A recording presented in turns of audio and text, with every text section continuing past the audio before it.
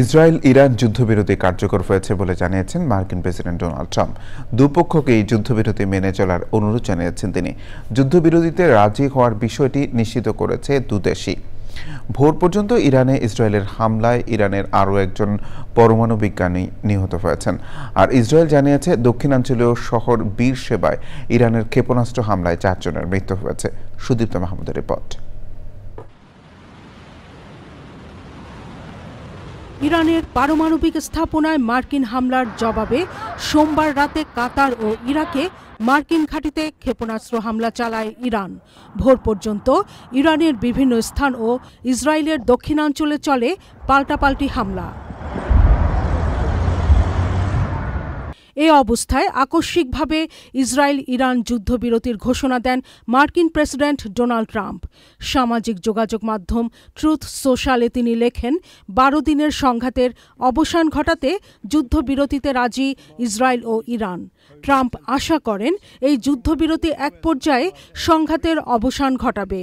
স্থানীয় সময় ভোর থেকে যুদ্ধবিরতি পালন করা হচ্ছে বলে জানিয়েছে ইরানের রাষ্ট্রীয় টেলিভিশন।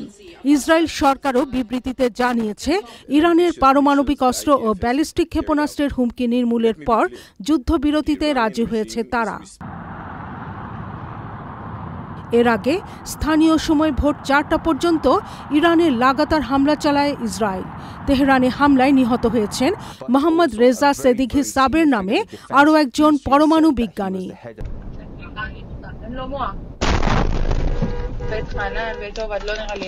এদিকে ইসরায়েলের প্রতিরক্ষা বিভাগ IDF অভিযোগ করে, ট্রাম্পের যুদ্ধবিরতির ঘোষণার মধ্যেও ইসরায়েলের দক্ষিণাঞ্চলে ক্ষেপণাস্ত্র ছুড়েছে ইরান। এতে হতাহতের ঘটনা ঘটেছে। ওই অঞ্চলের বাসিন্দাদের আশপাশের সুরক্ষিত এলাকায় আশ্রয় নিতে বলে IDF। Sudipta Mahmud, channel I. Bundle থাকলে প্রতি সেনমানিতে টাকা বাঁচবে। বিকাশ সেনমানি বান্ডেল কিনে জিতুন প্রতি লেনদেনে।